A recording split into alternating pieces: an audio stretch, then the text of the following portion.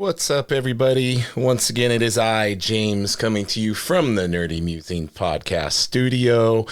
I am super excited today to be joined by a phenomenal writer, somebody whose work I'm familiar with from his work on Marvel Comics, his Predator Bloodshed series with my buddy Ruairi Coleman.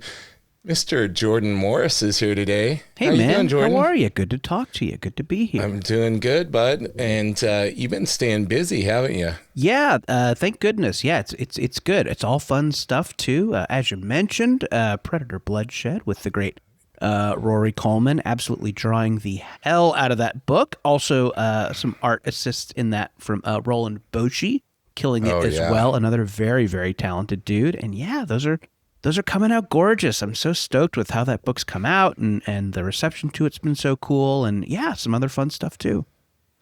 Yeah, a little something on Venom that you've done. Yes, yeah.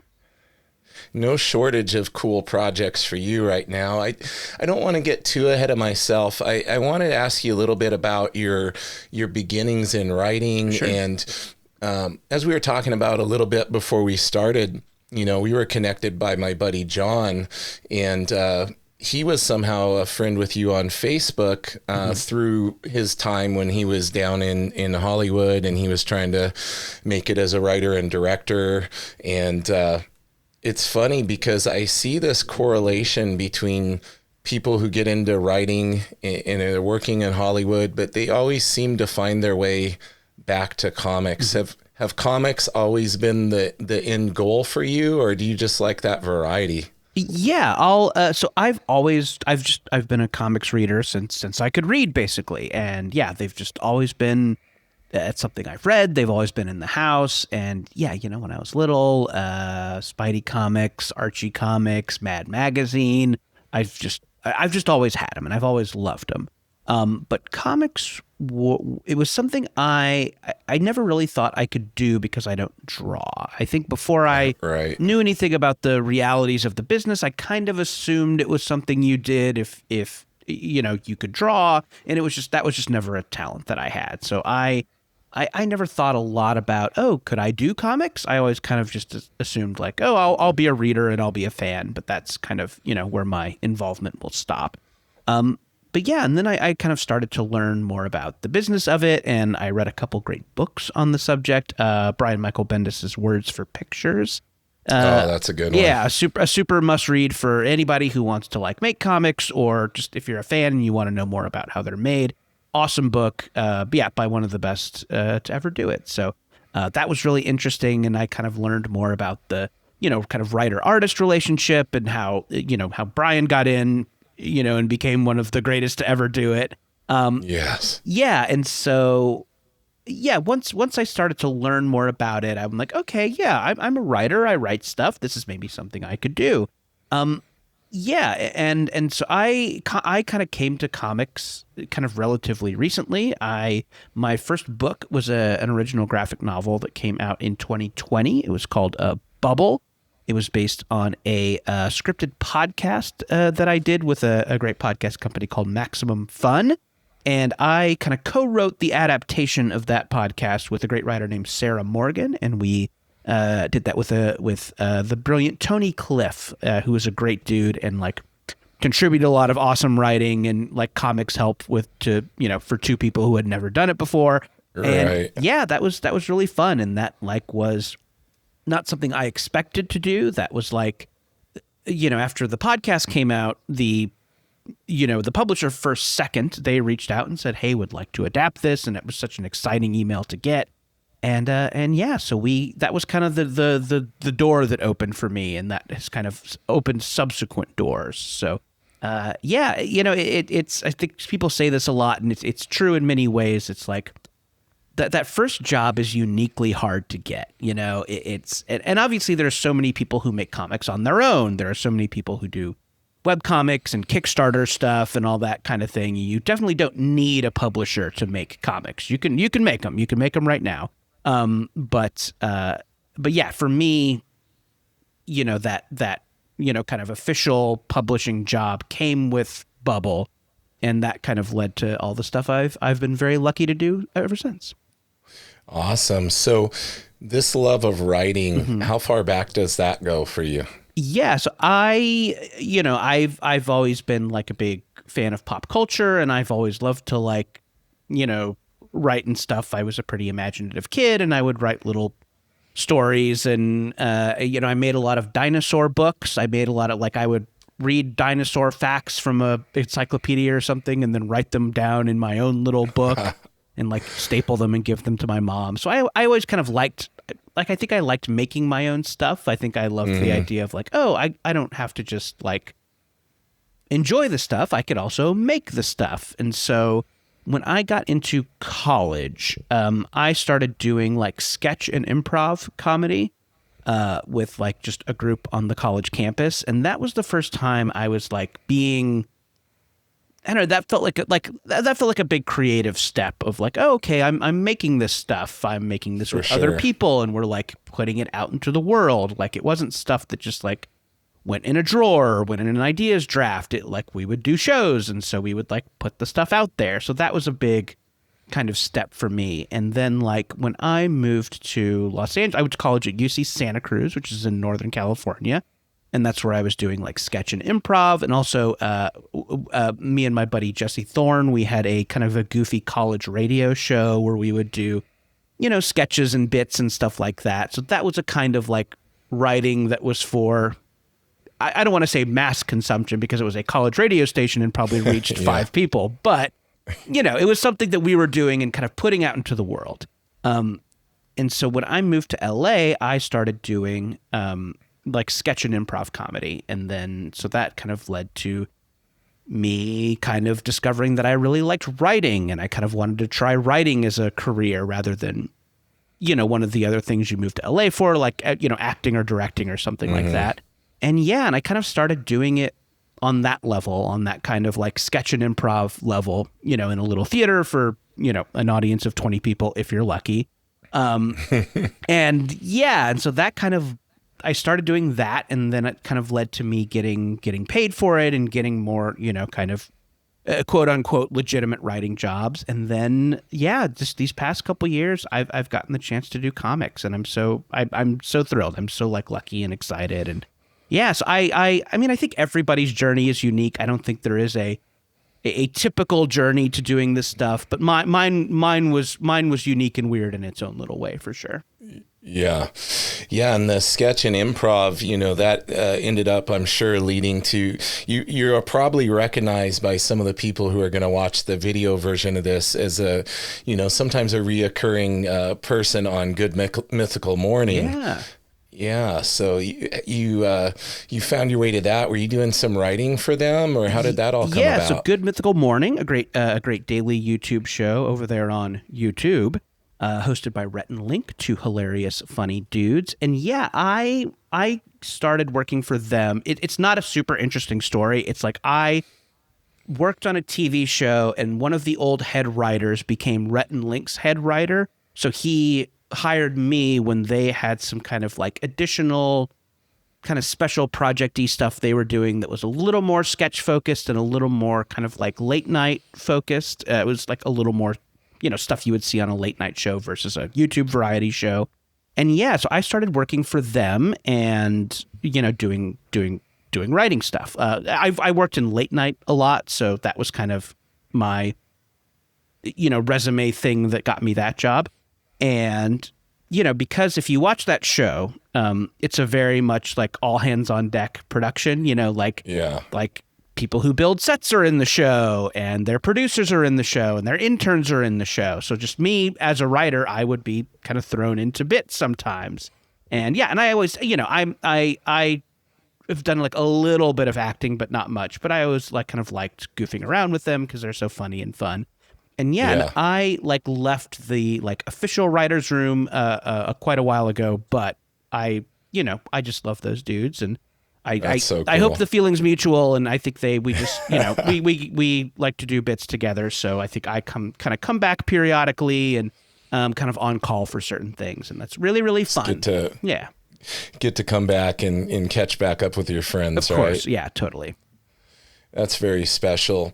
So you've done a lot of stuff on there, and I found it interesting as well. You did some things for Cartoon Network, some writing, and Disney Plus, I believe, as well. I've gotten to. So a big part of my job these days is I write a lot of animation, which I really love to do.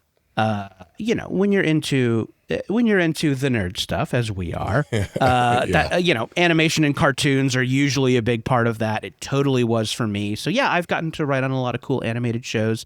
My first one was Unikitty, which is a spinoff of the Lego movie over there on Cartoon Network. And I've done a lot of fun shows. I got to work on a Jellystone over there, which is all the kind of stray Hanna-Barbera characters who are in a kind of a wacky little town.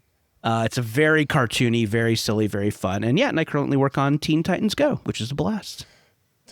Wow. And just kind of a nice... So much variety. Yeah, for sure. And it's nice. It's a nice... And obviously Teen Titans is such a wonderful show, and I love it. And I was a fan before I got to work on it. So and it's a really great marriage of silly cartoon stuff, but also legit comic book shit. And because I'm a comic book reader, I get to kind of come in there with deep cut characters, and I'm like, okay, we got to do an episode about Time Trapper, and kind of all these things that I think that show has so much fun with. So yeah, it's a wonderful gig. So it all comes back to comics, man. That love of comics. When you were younger and you were consuming comics, what stands out in your mind is the comic that really caught your interest and was your go-to? I know you mentioned Spider-Man a little bit earlier. Was that your favorite? Were you into Spidey a lot, or did you have a variety? Would you put yourself in that box of being a Marvel or a DC, or were you just going and grabbing everything you could get? Yeah, I think that I definitely read a lot of different stuff. I think as a kid, I was definitely a little more of a Marvel kid. I read a lot of Spidey and a lot of X-Men. I was a kid in the, kind of late 80s and early 90s. So so you were in that Claremont X-Men, McFarlane, Spider-Man, And so a lot of Spider-Man clone stuff going on when I was a kid. Yes. So I loved that stuff, but obviously also read a lot of DC. I love the kind of weirder DC characters, your Booster Golds and stuff like that. And and of course, Superman and Batman, obviously big characters. And and I also I read a lot of funny stuff. I read a lot of Archie, and I read a lot of Mad Magazine, which I think sometimes people don't necessarily lump in as comics, but it's very comic-y. The storytelling is very comic-y. Those were some of my favorite things growing up. Did you find yourself being drawn to certain creators, or were you more there for the characters?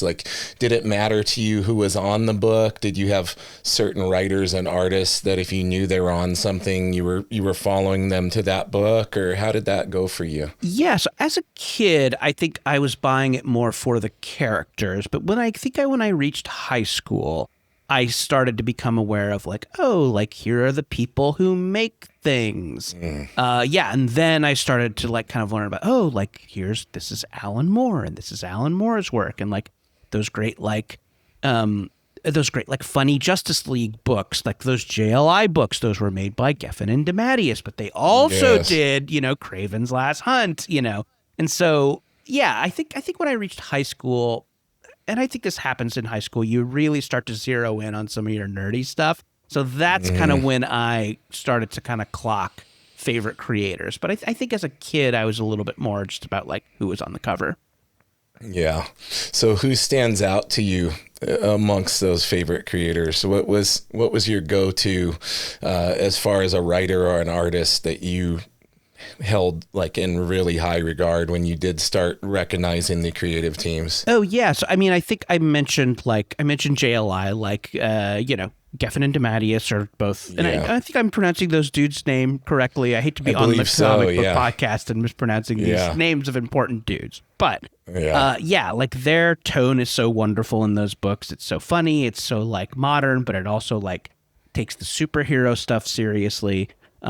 I think I kind of try and do that with comics I write. I kind of try and make them funny, and kind of make the characters kind of likable and fun to spend time with, but also like you want to take the adventure seriously and you don't want it to be, you know, a parody of comic books. You also want it to be a comic book. And I think that's what those dudes did so well. It's like, it's funny. They're like, you know, they're having some fun with the format, but also like, you know, the stories are real. They have stakes.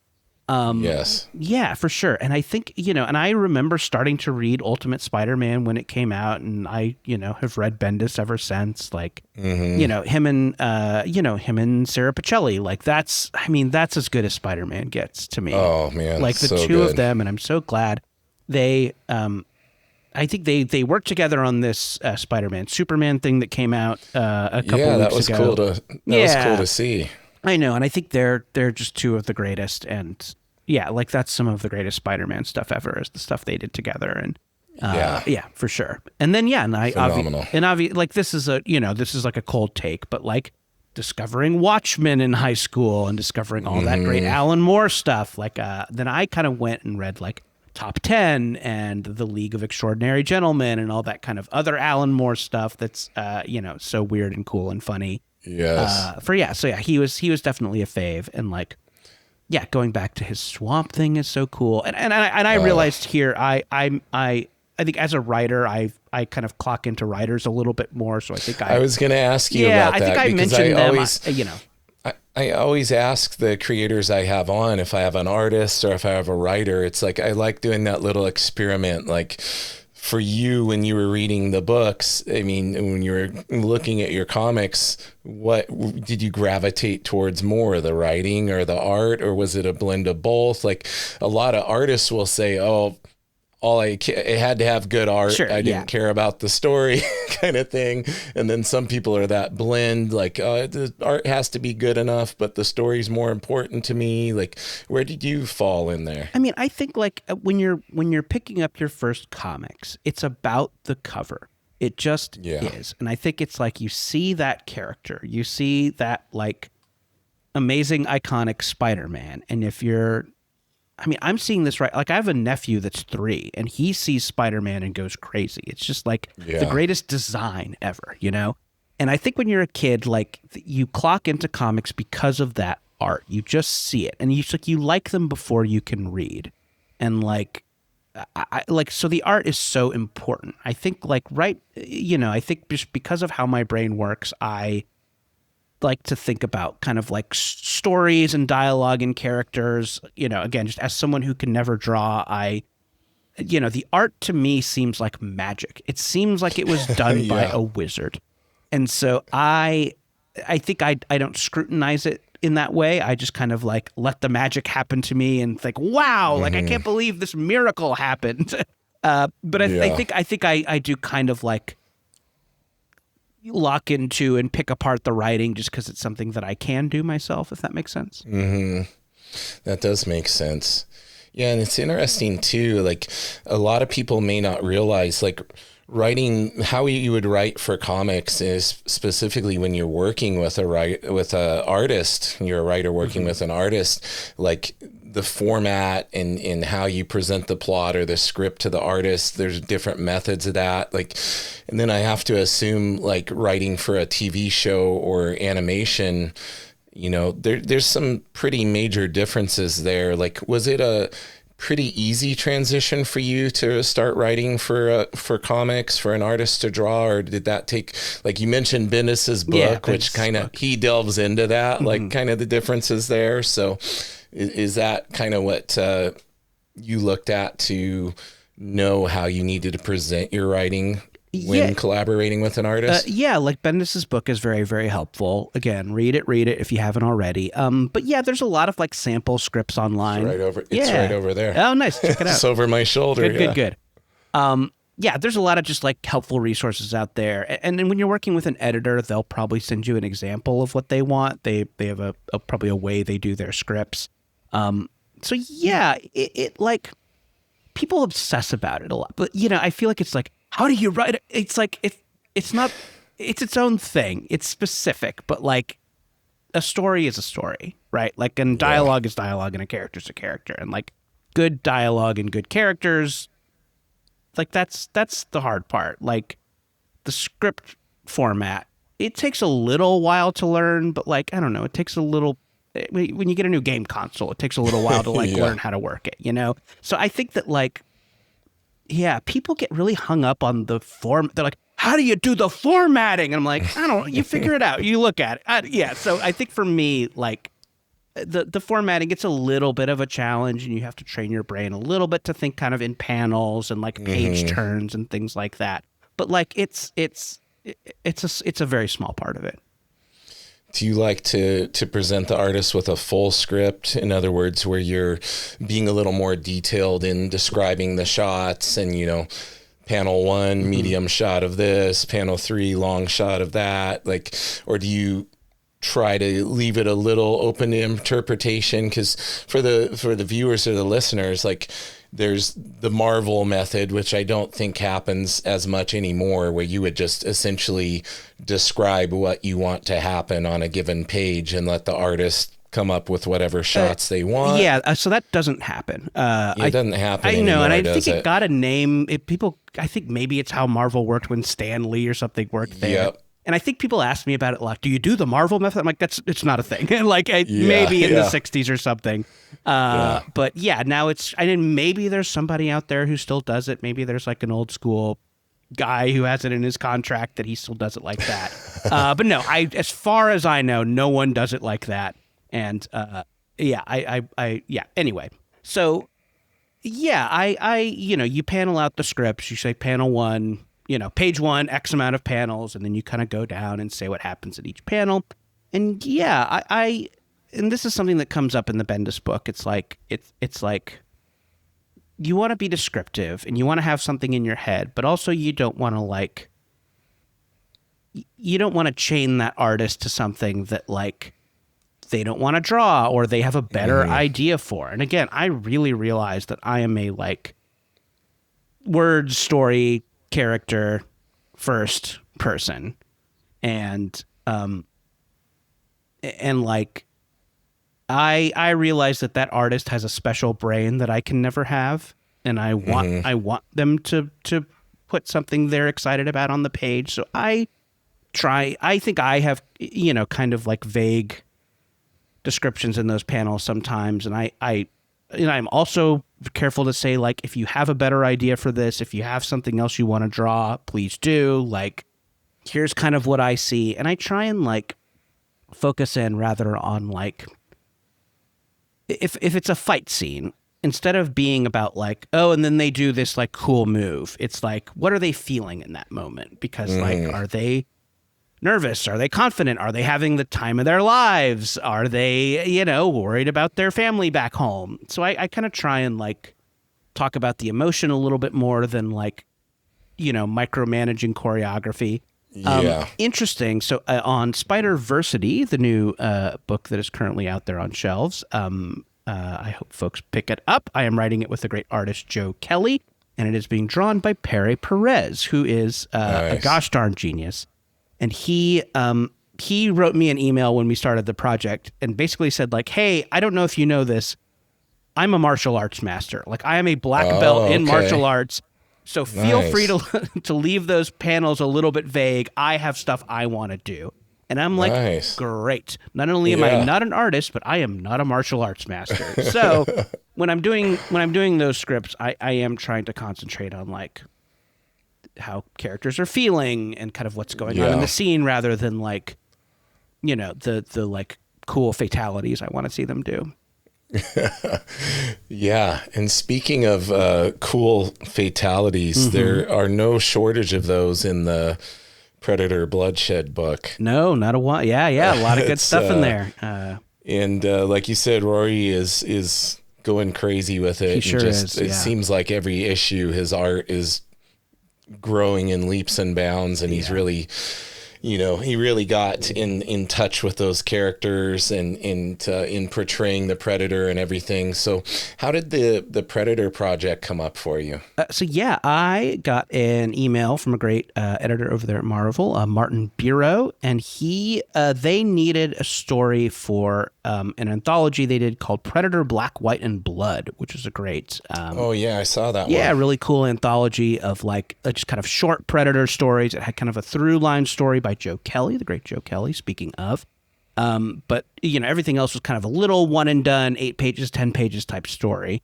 And they needed one, and I had done a couple of short backup anthology things for Marvel at that time, or by that time, and then he's like, "Hey, do you like Predator?" I was like, "Oh my god, I love Predator!" And so I did a little story for one of their issues, issue 4, and I think Martin liked working with me. I think I was fast, so he asked if I wanted to do the miniseries. I think like the Predator enthusiasm was kind of high because the movie Badlands was about to come out. So I think they wanted to have like comics on the shelves for folks who were stoked about Badlands. And so that's kind of how I got asked to do the project. And I'm just like so stoked with it. The pitch is, what if the Predator got loose in an underground fighting tournament, kind of like Mortal Kombat or Street Fighter? Yep. And that was kind of like where we jumped off from.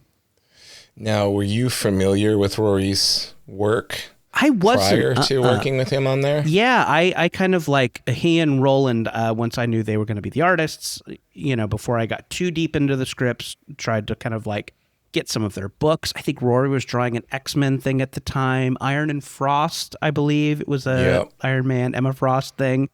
And I had seen Ruairi's work in some other stuff. So I think it's another thing I try and do as a writer is kind of be familiar with the artist's style and see some things that I like that they draw and kind of see some stuff that they gravitate toward, and you kind of try and write some of that stuff in the script. So I got to like kind of get familiar with those two dudes, and they're both so talented, and it was so fun to dive into their work.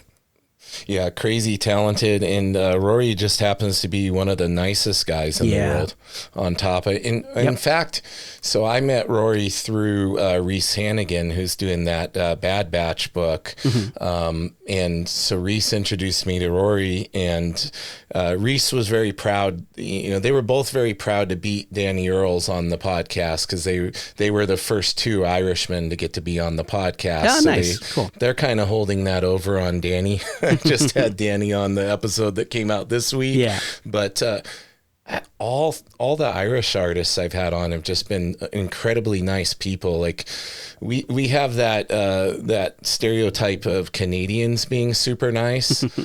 The Irish also in my very experience nice, also have been very nice. Very, very great guests to have on. I think it's also comic book people are nice typically. I feel that too. Yeah, I think there's maybe a couple of, people famous for rock star behavior, but not many. I mean, comics folks are, they're in it for the love. And it's usually kind of cool brainy nerds. So. Yeah, that's one of the things my wife and I love so much about going to cons. Yeah. You just feel like you could strike up a conversation with somebody in line, or, somebody digging in the long box next to you looking through comics, and just you're with your people at that point. Of course, everybody's just very nice. Speaking of, meeting big creators and maybe people that you came up as fans of, have there been any opportunities for you to get to interact with some of those folks now that you're more into the scene? I'm assuming you're probably getting to go to some cons and things now, representing the stuff that you're working on. So what's that been like for you? It's been awesome. Yeah, I've mentioned Bendis 90,000 times on this episode, and I've gotten to meet him, and it's been lovely. He's like a sweet dude and just like loves comics more than anything, and it's very supportive to kind of like someone like me who is kind of new and unproven. So it's been so, it just means the world to get like encouragement from him and stuff like that. Yeah. And I'm actually doing a con in a couple weeks where I will try my darndest to meet Steve Lieber, who's a guy I really admire. Oh yeah. He it's so many great projects, but he did the art for the Superior Foes of Spider-Man, which is a kind of an all-time favorite book for me. It's kind of when they were doing the Superior Spider-Man, where Doc Ock was in Peter's body. Yeah. There's this kind of side book about the D-list villains. So it's like Boomerang and the Shocker and Beetle and it's Overdrive, all those kind of like weird Spidey D-listers, and it's them kind of going on this adventure and trying to be kind of more than they are, and trying to kind of move up in the world of supercrime. It's so funny. It's like has so much heart. Nick Spencer is the writer behind that, but yeah, Steve Lieber, just did such a beautiful job on that. And he wrote, he also drew the Matt Fraction Jimmy Olsen thing that came out a couple of years ago. That has all those qualities too. It's like funny and weird, but also like tons of heart, great expressive characters. So anyway, I'm really excited to meet Steve Lieber, and like, if you've read that Venom one shot that we mentioned briefly, Web of Venom, headed to a second printing very soon. Check for it in your local comic shop. Yes, thank you. That obviously owes, if you've read it, it owes a ton to like Superior Foes. So I'm like excited to maybe meet Steve Lieber and say like, hey, thank you for Superior Foes, and like we did this thing, and it's kind of it's hopefully it seems like a loving tribute. So yeah. So you've gotten to work in the Spidey universe a couple of times now. Coming from being a big Spidey fan as a kid, that must have been really special for you. Yeah, for sure. It really is. It's been awesome. And yeah, the like Spidey editors are such cool folks. And yeah, it's just like the best. It's the best like it's the best like team of characters. It's so awesome. Greatest villains. So yeah, and definitely like, writing a Spidey quip that someone draws is like a very special experience. And yeah, I'm really like I feel very lucky, and I'm like, yeah, really just so excited that this has gotten to happen. Somehow I have a feeling you probably have your own Spidey story, your own Spidey series or one shot, like a solo Spidey thing, probably in the back of your brain. It probably wouldn't take you too much to convince you to do something like that totally. if they presented it to you, huh? Yeah, I would love to. So the Spidey thing we're doing now, Spider-Versity, that I'm doing with Joe Kelly and Perry Perez, it's focused on the kind of like younger Spider characters. So Miles, Gwen, Spider-Boy, Spider-Girl, Silk, Aranya. So that kind of class of spiders. And yeah, and Pete pops in every now and then. But it's more focused on them. And yes, like, obviously, like, Peter Parker Spider-Man, he's one of the greatest characters in fiction. Yes. But I love this cast. And I think that those characters have now been around so long. And, like, to younger readers, like, Miles is Spider-Man. Gwen is Spider-Man. That's their Spider-Man. Yeah, for sure. And I think that, like, I'm trying to, like, treat them like that and not like sidekicks and not like, gimmick characters or something, because I think like I'm an old man and like and these characters who maybe seem a little bit newer to guys like me, I'm like, no, these are like established legacy characters at this point, and like you want to treat them like that and not like sidekicks. So now you mentioned earlier that you're pretty fast at writing. Mm-hmm. Is this something that you would attribute to being regimented and working on a sort of a schedule, or is this just something that comes natural to you? Like, people are always curious when it comes to talking to the creators, like especially the artists, like, okay, how do you get, working on a deadline, you're getting things done? Like, some people chart it out on a board with Post-it notes. I'm doing this on this day. Like, what would you attribute your fastness to? Is it in part that, and then combined with intense passion and love for writing comics? Yeah, I mean, I think that, like, obviously when you're having fun with something and you're like excited to get up in the morning and do it, it's going to get done a little bit faster than something you have to like drag yourself to. But I think that like my first couple of like writing jobs, my first couple of jobs were in late night. And so like late night TV, it's just a fucking grind. You just have to like get up. You just have to write a bunch of stuff, and some of it will make it on the air, but a lot of it won't. And you just have to get up the next day and do it. And so like, I think that was a great kind of training ground for like writing every day, writing quickly, not like obsessing too much about P's and Q's. And that's good and bad. Like, obsessing about stuff is good. Like wanting things to be perfect is good. But like, I think when you are working on these kinds of deadlines, like you can rewrite stuff, you get notes, you have a couple of passes at this thing. So sometimes it's a matter of like getting out a pretty good script that you are excited about and then kind of refining it in the next steps. So yeah, I think like working in late night was a big part of like, just me learning writing discipline and making it a job and not just a hobby.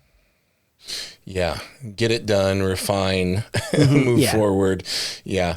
And to give people perspective, like they're familiar with like an artist working on a deadline, like a great goal would be that they can draw a page a day.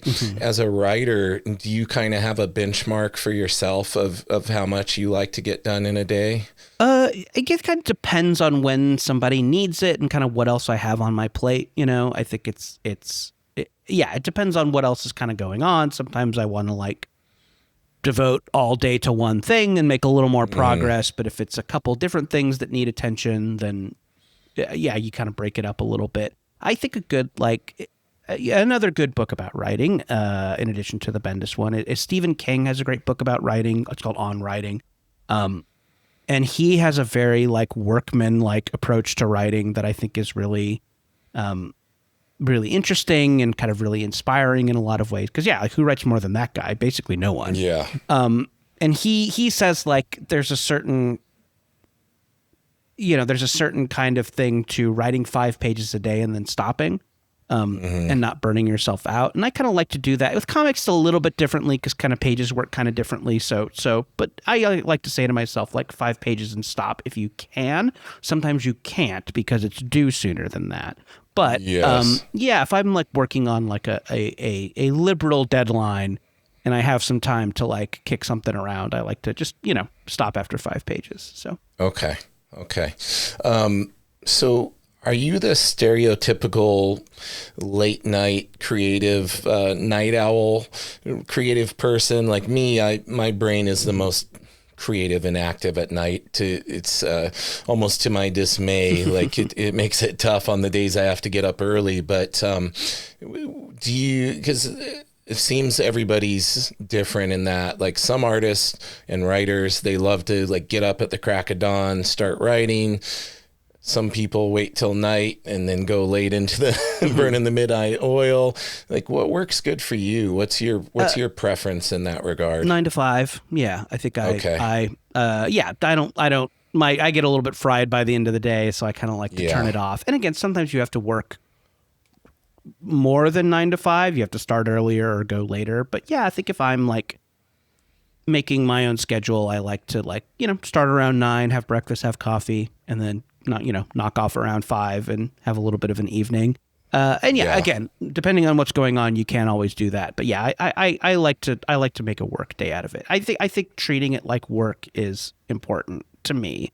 I think because it is work, but also, I think it helps me from like, making it this like mystical, magical thing that you need an inspiration fairy for or something. So I think treat it like a job, treat it like going into an office. And like, that doesn't mean don't have fun with it. That doesn't mean like, don't be amazed by the miracle of creativity. It just means like, treat it like a job if you can. So. Yeah. You're not spending an hour summoning the muse before you start writing. Yeah.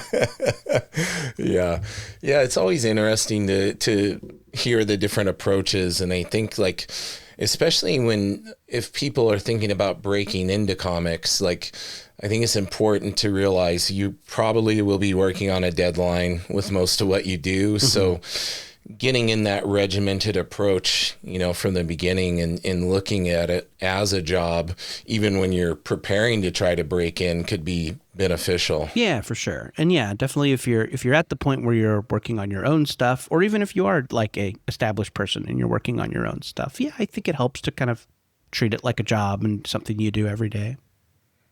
Now, for writers breaking into comics, What would be your best advice for them? Because it's different for artists, and the scene is very much changed. Like for artists now, a lot of it is getting discovered on social media and people seeing their work. For writers, it has to be a little different. Is it more based on, getting a resume of projects you've already done? Like you, for example, you wrote for Late Night, you've done stuff for animation and TV and all of that. Like, is it for a writer, would it be more like building your resume through the work that you're doing and then kind of developing those connections as you go?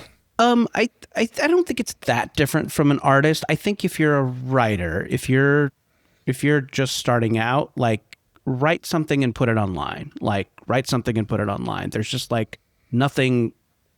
There's nothing better than that, Like, I don't know, if your dad's friends with somebody, if your dad's friends with the guy who runs The Simpsons or something, ask him. But if you don't have those like immediate connections, write something and put it online. I think that, the first comic I mentioned that I worked on was Bubble, and that was just a podcast. So then I wrote a podcast and put it online. There's a little bit more to it than that. Like I did it with a network, and I did it with a lot of great like other folks. So it wasn't just me like in my bedroom making a podcast. But I think the spirit's the same of just like, I wanted to do this thing. I found out a way to do it and put it online. And then through that, people were able to discover it. I was able to like have something to send people of like, here's an example of my writing. And then I think that led to stuff. So I think with artists, certainly, I think them posting online is like a big part of getting discovered. I worked with a great artist on an original graphic novel named Bowen McGurty. We did a book called Youth Group together. That is a kind of a YA horror comedy about teen exorcists, still out there. Look it up. It's a great book. Bowen got discovered doing fan art. Like Bowen did like, Stephen King's It and Good Omens fan art and all this other kind of cool stuff. And that's kind of how they got discovered. And they're going on to such cool big things.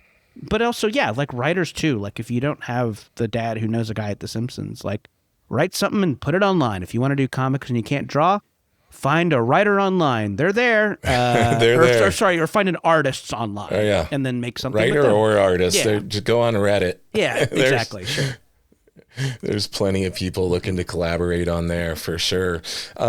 So you mentioned that you're currently working on the writing Teen Titans for animation. Any aspirations to work for DC in the comic book realm? It would be cool. I mean, obviously, like I've read DC for as long as I've read Marvel, and Teen Titans is such a fun little world to play in. So I love working in comics, and I'm like excited and happy to do it for whoever will ask me. I don't know that every project is perfect for me, but I'm like excited to do all kinds of stuff. So it would be very, very fun to work with that great that great kind of stable of DC characters. They're awesome. They're legendary. They are, and it's really cool to see like this current crossover with Marvel and DC. It was very, very special to see the different creative really teams, and then their take on the characters.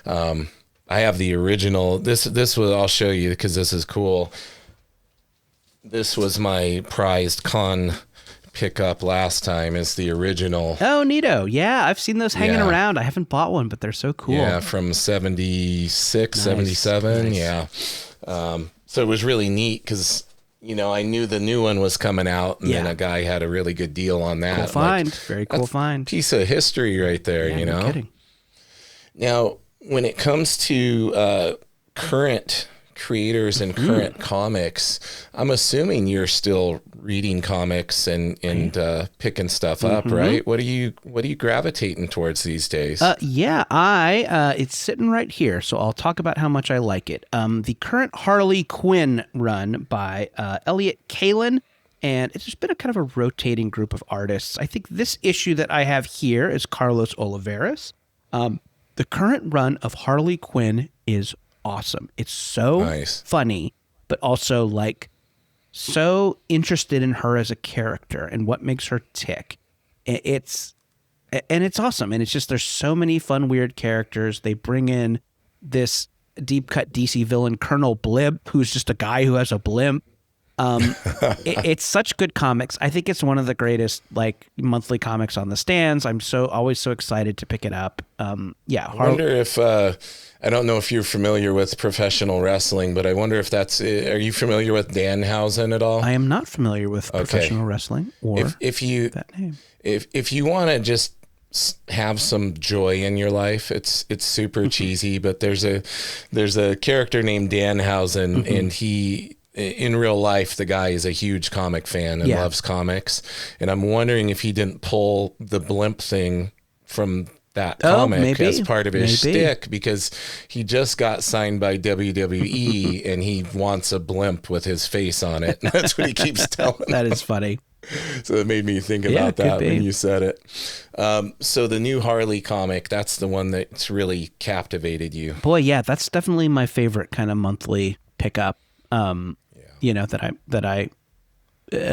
just a pure thing that I read for fun that I love every month. So yeah. And are you picking most of your stuff up physically still, or do you consume any comics digitally? I know for me, I started running out of storage space. That's the some of it I get on my iPad and I look at them, but it's the trick. And you're probably getting sent comps too, so you're probably accumulating some books. Yeah, I don't get comps for anything I don't work on. I have a bunch of books here for cons and stuff like that.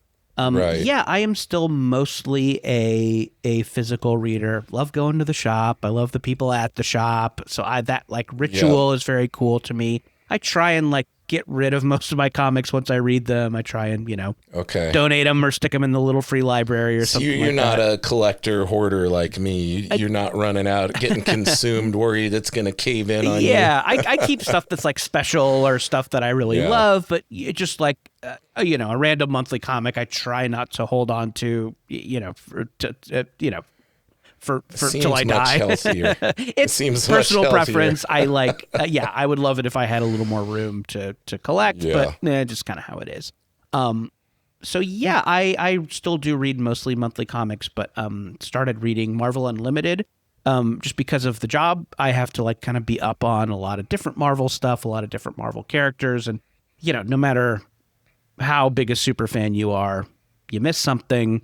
You got to go back. You got to remind yourself what happened in, I had to go back and read ASM 799 the other day. And I'm like, I think I read that when it came out, but I do not remember everything that happened in ASM 799. So yeah, really fun to get Marvel Unlimited and go back and check all that stuff out. So yeah, I've kind of liked reading digitally more, and I've gotten a few things on via the library apps like Hoopla. That's a fun way to read comics. So yeah, I'm getting a little more into reading digitally, although I think I'm mostly physical comics.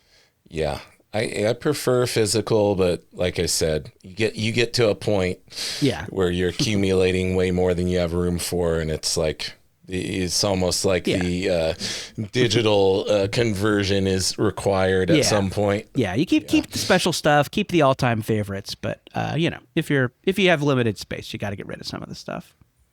For sure. Well, Jordan, as we start approaching the end here, I want to give you an opportunity. You've already mentioned some of the things you're working on, but sometimes there's stuff that just got announced that's going to be coming out. I know you probably have some things you're working on that you can't talk about, but what are the main things you're wanting to make sure to promote and let people know to be on the lookout for? Yeah, definitely Predator Bloodshed. As of this recording, issue 3 should be out tomorrow, although I don't know when this drops, but should be on the stands by the time you're listening to this. So please check out issue 3. I think that issue 3 is my favorite of the 5.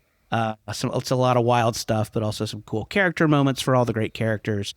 So yeah, definitely check out Predator Bloodshed if you're not already, and the Amazing Spider-Man Spider-Versity. I'll give you the pitch for that one real quick, because I don't think we talked about the premise. It is the younger Spider characters, as we mentioned, Miles, Gwen, all those kids. I think they're more, we call them kids. They're adults. Some of them are adults. I think only Spider Boy and Spider Girl are actually kids. But the younger Spider characters, they come together. Norman Osborn, who is kind of trying to become a good guy in the pages of ASM, gives them some of his vast resources so they can have a training camp and kind of train like the X-Men and the Avengers do. So yeah, it's all those kids training together with kind of Norman Osborn and Jessica Drew. Spider-Woman is there. And so they kind of are having a adventure where there's a very big looming big bad. But also they're kind of having a college experience. So, like Cindy Moon, Silk, who was in a bunker for most of her early life, like is getting to go to college for the first time, just getting to have a dorm room and go to parties and stuff. Nice. So, hopefully it's action. There's some drama, but also like some fun of just seeing the spiders go to college. So, yeah. Very cool. And so you've gotten to play in others, sandboxes here, for Marvel and everything, and for DC via the Teen Titans cartoon. Do you have any looming creator-owned work in the back of your brain that you would like to do one day? I do. Yeah, I'd love to do more creator-owned stuff at some point. It's been so much fun. It's definitely, it's where I got my comic start, and it's so much fun. I do. I don't have any like specific things I want to, pitch podcast listeners. Right. No. But yeah, please check out. We got to keep them waiting. But yeah, hopefully I get to do something like that soon. That would be very fun. And if you want to read something original from me, Youth Group that I mentioned from me and Bowen McGurty is it's still out there, and I'm really proud of it. So.